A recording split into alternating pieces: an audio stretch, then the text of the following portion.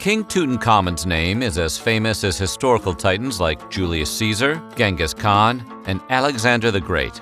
But who was the young man we would come to call King Tut?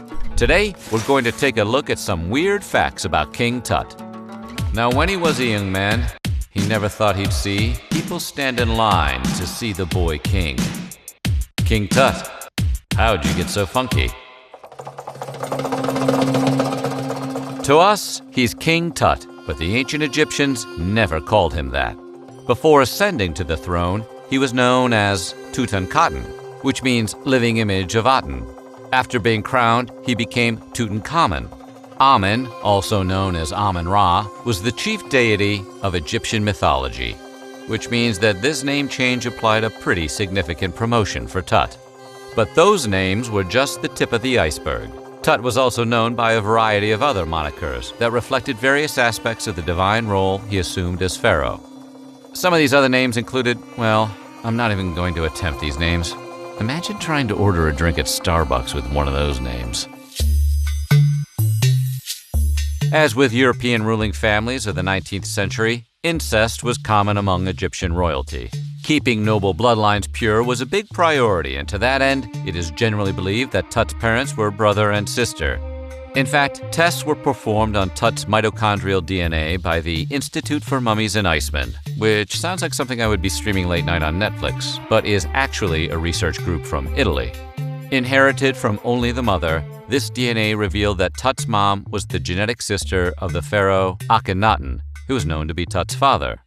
However, despite the DNA evidence, historians aren't really sure who Tut's mother actually was. Some believe she was the famous Queen Nefertiti, who was one of Akhenaten's wives. But without new evidence, there's just no way to be sure. For now, in the technical language of Egyptian studies, she is only known as the Younger Lady, which is also something that might be in my queue to stream. Being a product of your family hooking up may have protected the royal family's bloodline in a social sense, but in a genetic sense, it was bad news. As a result of the practice, Tut had a number of prominent physical disfigurements. Contrary to the virile boy immortalized in his famous death mask, the real Tut probably had a severe overbite, a curved spine, a severely disfigured foot, extremely slim hips, a skewed face, and on top of all that, epilepsy. He also likely had pronounced breasts and lived most of his short life in extreme pain. Maybe not so good to be king. Tut had a severe clubfoot, which meant he needed help walking. This is backed up by the fact that over 100 different walking sticks and canes were found in his tomb. Along with them were special stools used for shooting with a bow and arrow. No one fully understood why Tut was buried with these implements until a virtual autopsy was performed and the clubfoot was revealed. Tut's reign as pharaoh was short and, historically speaking, relatively uneventful. During his time, the kingdom was involved in a few minor military campaigns against their enemy, the Hittites.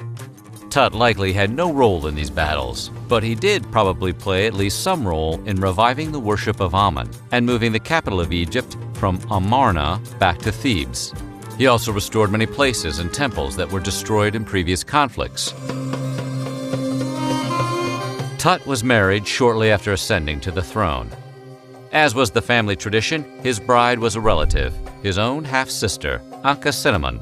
She is believed to have been a few years older than Tut, but in truth, little is known about her. Like Tut, she was a child of Akhenaten and may have even been married to him. Her mother was likely Queen Nefertiti, who, if you recall, also might have been Tut's mom. For those of you keeping score, Tut's wife was definitely his half-sister, possibly his blood sister, and maybe his stepmom. But hey, family stuff, it's complicated.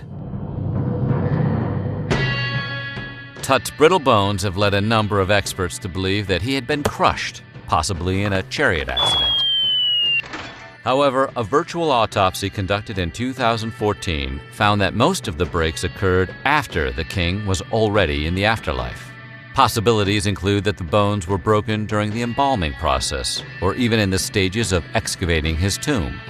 Researchers also point out that Tut's severe physical deformities made it unlikely he would have been able to get into a chariot. After Tut was gone, I continued the reforms that the boy king had initiated. The country returned to its worship of Amun, and the cult of Aten was discarded. However, no good deed goes unpunished. When I's successor Horemheb took power, he took it all a step further and began to outright purge all references to Aten, Akhenaten, Tut, and I from Egyptian history and architecture. Temples and monuments that referenced Aten or any of the kings in his line were destroyed. The capital was moved from Thebes to Memphis. Tut was forgotten, and his burial site was built over. Horemheb's purge might have erased Tut from the memories of the ancients, but it also had an unintended consequence. Because the boy king was almost entirely forgotten by history and considered fairly insignificant, his tomb had been largely overlooked by looters. Other tombs have been discovered by other foreign expeditions, but none were nearly as well preserved as Tut's. This isn't to say the tomb was entirely untouched. The outer seal had been broken, and evidence showed it had been robbed at least twice in ancient times. Nonetheless, the sheer volume of artifacts was so massive it took 8 years to empty the tomb and catalog it all. The idea that a person who disturbs an Egyptian tomb will suffer a curse didn't start with King Tut's tomb. Similar superstitions about other tombs date back at least to the 19th century. The massive publicity surrounding Howard Carter's 1922 discovery, however, made Tut's curse the most famous, especially when a number of Carter's team members died within a few years of finding the tomb. Skeptics point out that a dozen years after the tomb and sarcophagus were opened, 50 out of 58 of the people present were still alive. Moreover, most of those who died were either older or in high-risk professions. Of course, 100% of those people are dead today, so we can't rule out the possibility the curse just takes a long time. Thanks for watching, and check back next time to hear more about our weird history.